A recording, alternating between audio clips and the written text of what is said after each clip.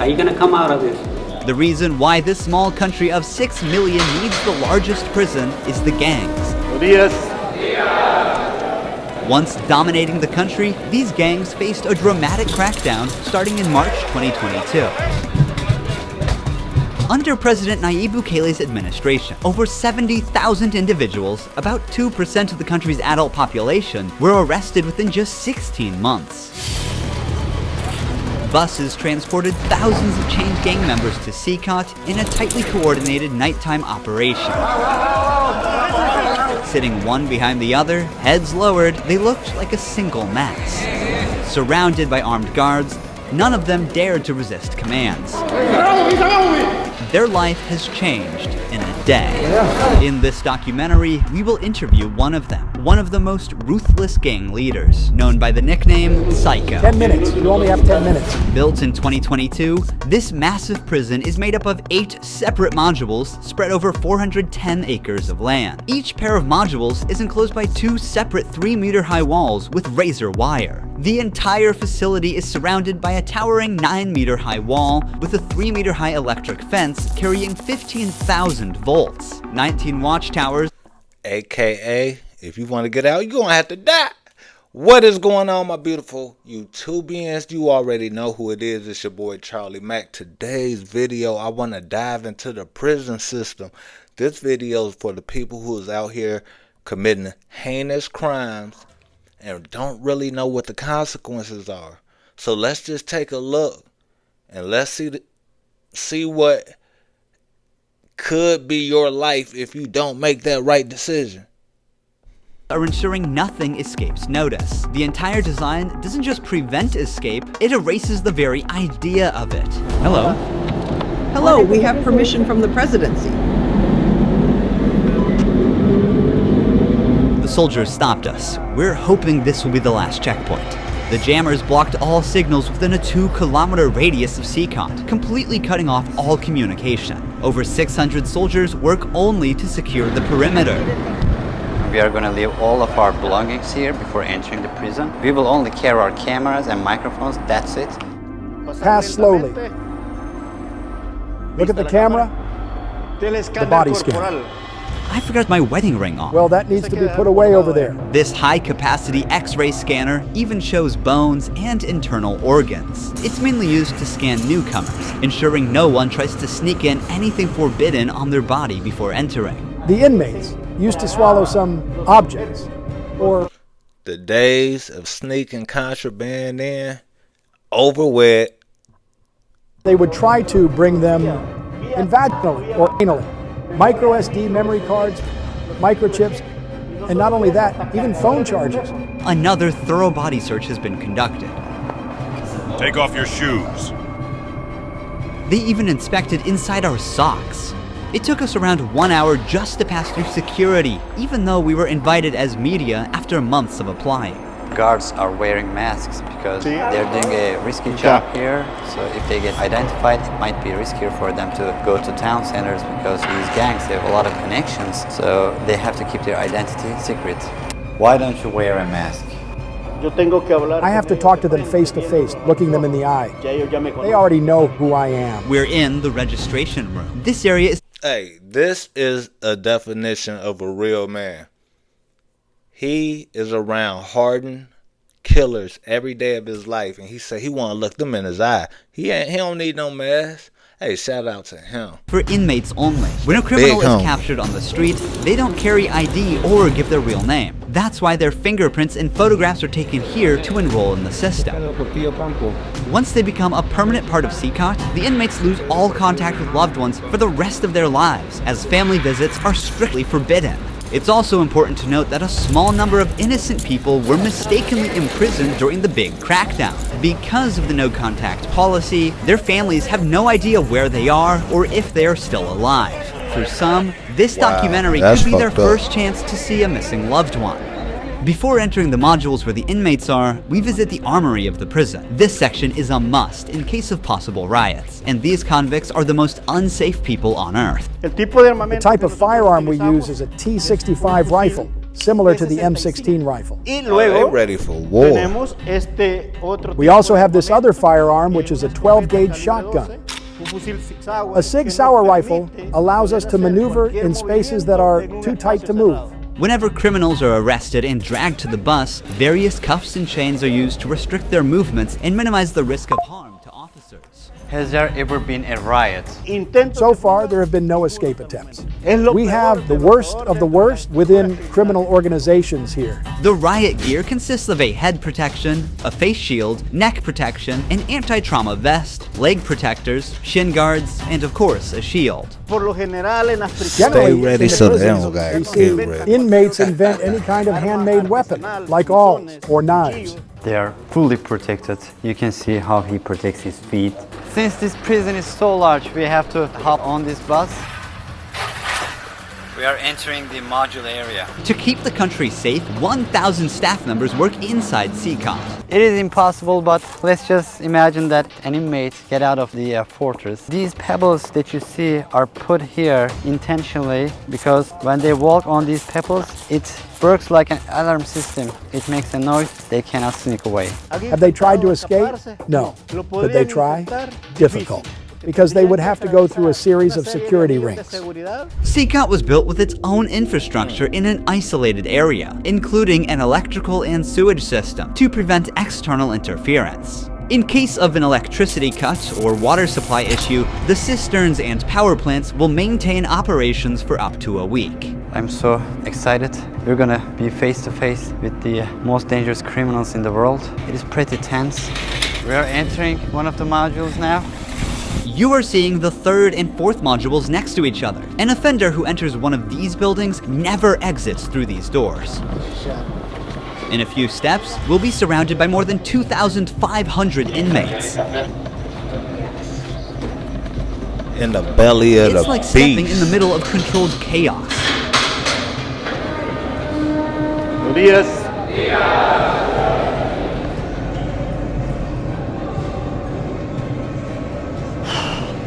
This is so intense. Their eyes are all Like on me, devils and following my angel every clothes. step. Getting an eye contact with them. There are so many of them. I'm speechless. I can't help but feel unease. All of them wear white shirts, shorts, and slippers. They don't have any other belongings. Most are barely out of their I ain't even gonna lie. Is it me or they look like The Walking Dead? An episode of The Walking Dead. early 20s and convicted of serious offenses. Even the most infamous criminals in history have an average of 20 to 30 proven victims. But here, some of the inmates are responsible for hundreds of innocent people's lives. Can I ask the inmates something? No. If you have any questions, I can answer them for you. If they try to communicate with me now, what are you gonna do? I'm not going to allow them. They know from them that subsequently there may be a penalty for not abiding by an instruction. I'm curious to know which of these group leaders I'll be interviewing. It is forbidden for us to pass this yellow line because these are one of the most dangerous human beings on earth. Without the bars between us, everyone knows exactly what could happen. There are 32 cells in It's like pit bulls in a kennel. They just like waiting to get out. And the warden is like the master. That's crazy. Think about your decision before you make it, y'all. every one of the 8 modules making up the megaprison. Each cell holds around 80 inmates, but the number can go as high as 150. Despite not being at full capacity, the inmates only have 0.5 square meters of personal space each. Prisoners do not have any ventilation rights or courtyards to walk outside their cell. Each inmate here have been given one of the longest sentences you can even imagine in your life. The only thing that doesn't change that all these inmates will never get outside. They will never see sunlight. The only people are authorized to get inside and outside are the personnel and sometimes media like us. They will never ever leave this building. If you see their look, you can see the emptiness in their soul. They don't have any hope towards future. They look very robotic. Their life is so monotone. This open corner is their toilet area. They have like 2 toilets for 80 inmates. It's literally humiliating these inmates. Like their whole confidence is disciplined here. The same place where they use the toilet is also where they take showers. To clean themselves, they use plastic dippers in a single shared basin. There's no running water in the cells, so the prisoners have to rely on one blue barrel for drinking water. Where they sleep is these metal bunks. No pillow, no mattress. Each prisoner receives just the bare essentials. Just like a white laboratory. sheet, a uniform, socks, slippers, and a towel. That's it. The prisoners spend their entire days on their 4-level bunk beds. They have stacked tightly, like items stored in a warehouse. As part of hygiene and order, inmates are shaved every 2 weeks by personnel. Long hair or beards aren't just unhygienic, they can also hide sharp objects. Let's take a look. Take off your shirt and line up here. Now they are taking their shirts off. These inmates were once part of the MS-13 and Barrio 18 gangs, which controlled the neighborhoods of El Salvador.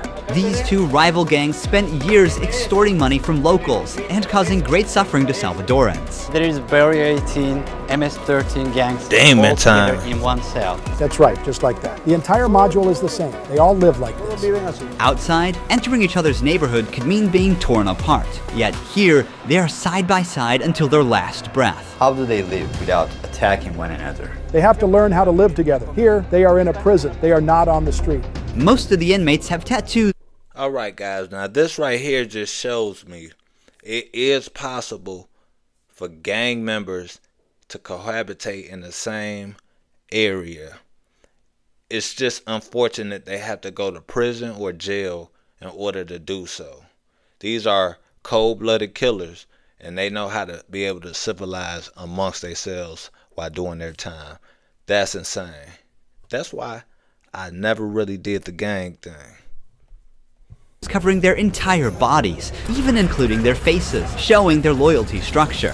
For MS-13, tattoos often include initial letters or the number 13. Members of the other gang use symbols like 18 or 666, which add up to 18 and symbolize the devil, or they use Roman numerals. Having gang tattoos on one's face is a clear sign that they are one of the most ruthless and high-ranking members of the organization. Crossing paths with such a person on the street is the same as staring death in the face. A spiderweb tattoo represents being caught in the web of justice and serving a long prison sentence. The devil horns tattoo is a dark symbol that represents these individuals' worship of the devil. Some even claim that they carried out their actions under the devil's command.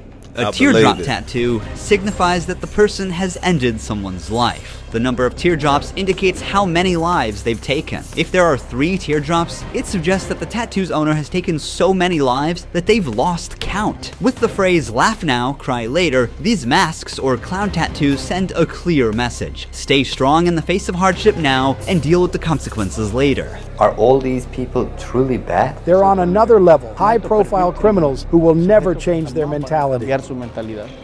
If you look at the upside, there's a catwalk area. Guards consistently watch over the inmates from this elevated spot above the cells. If anything suspicious occurs, they will intervene while an extensive network of cameras observes every corner 24/7, ensuring nothing goes unnoticed. The modules are kept lit all day and night for monitoring. When the sun goes down, the lights stay on all the time. They are constantly being observed. I think this is one of the hardest things. When they try to sleep, they use their towels and cover their eyes to block the light.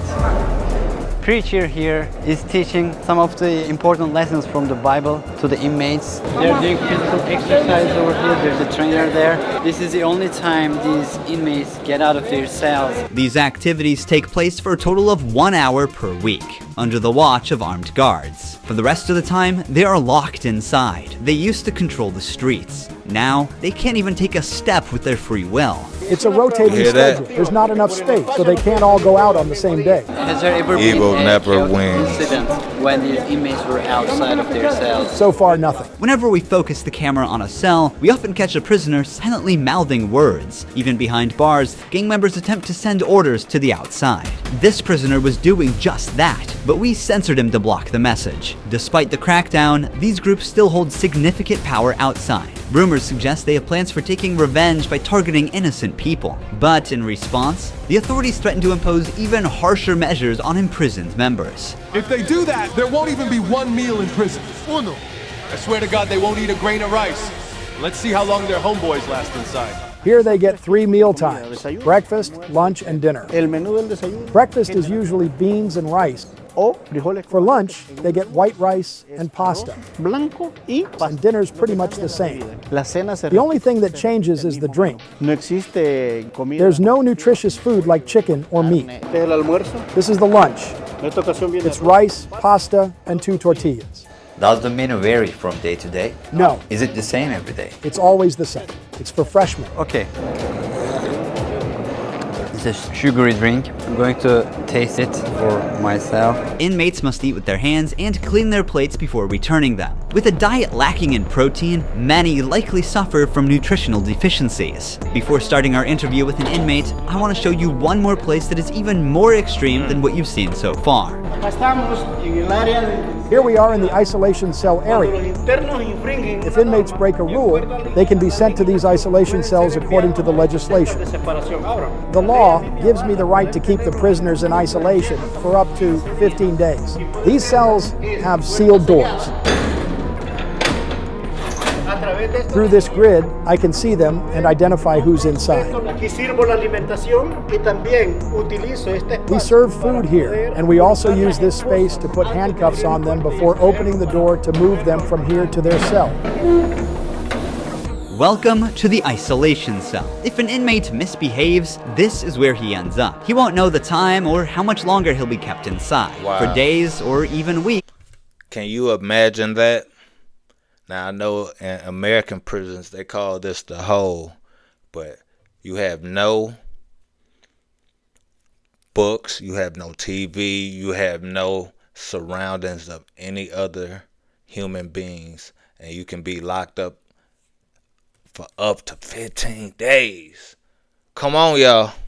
He sleeps on this concrete bed without ever leaving. They are cut off from the outside world, left alone with nothing but their thoughts.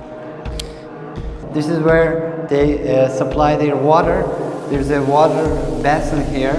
They take their water here, and this is where they pee.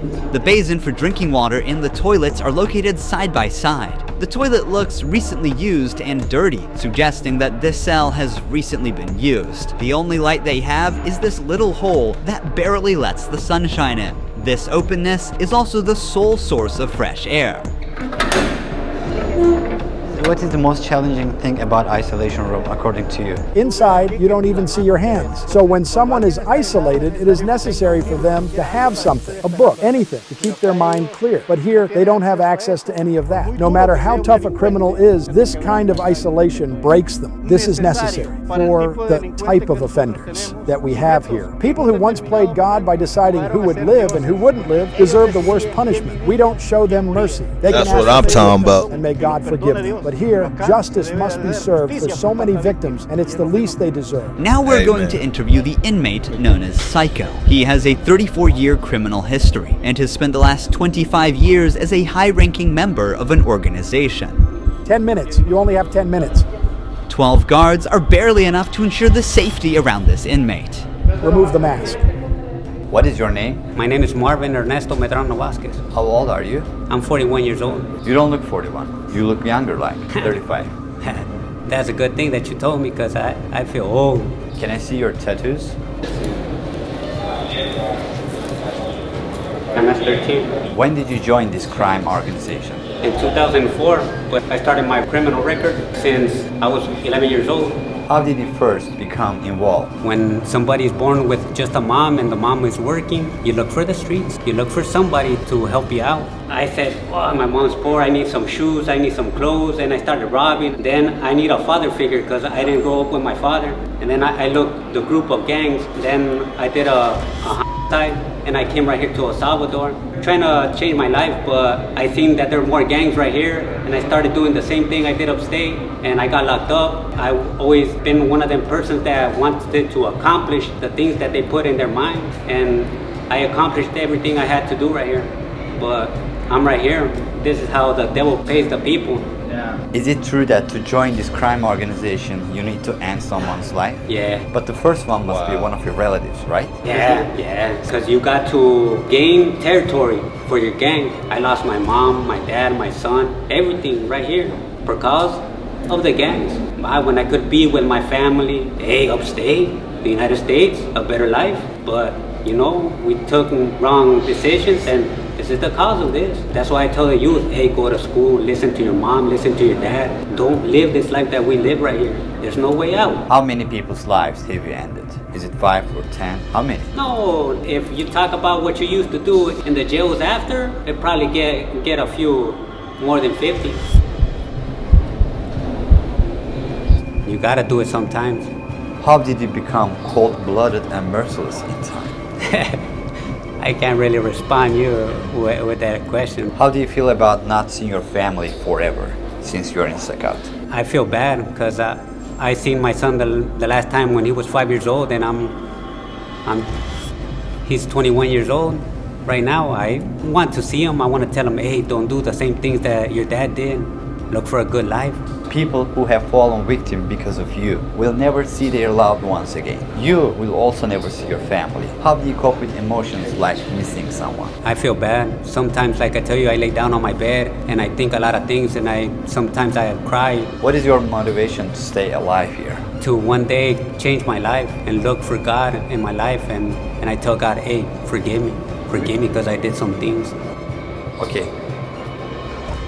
Finally, we see the sunlight. Honestly, Sakat is a place you would never wish to end up in, even as a visitor. But for the people who victimized Salvadorans, it is now their forever home. These criminals took the innocent people's right to live, and now they're paying for it. The Salvadoran government's message is clear. Crime is no longer tolerated, and the punishment is severe. El Salvador once had the highest rate of lives lost due to widespread chaos. During its peak, 104 out of every 100,000 people lost their lives in a single year. Previous administrations agreed to a truce with these groups, but this couldn't bring lasting order. Although the current government's methods are controversial, by 2023, the number dramatically dropped to 2.4 per 100,000 people, placing El Salvador among the safest countries in the world for the first time. So far, the results are undeniable. Peace has returned to the neighborhoods. But what about those who were wrongfully imprisoned? Is it true justice or way to control chaos? Are we seeing a lasting solution or just a temporary fix? For now, the answer remains unclear, and the world continues to watch. Thank you for watching this documentary. All right, my beautiful family, thank you guys for staying tuned. Now, the reason why I made this video was because it not only showed what is going on in the prisons, it didn't glorify what was going on. It actually showed a leader of one of the biggest gangs in the world asking for redemption and saying what the lifestyle he was living was wrong. So that in itself should be a motivational factor for anybody in a gang, anybody who feels like they gotta commit any type of heinous crimes to be accepted. You don't have to. I love you guys. Please press that subscribe button, and I'll be back at you with another video in a minute. Until then, keep your head on the swivel, love yourself, and only help who wants to be helped. I'm out.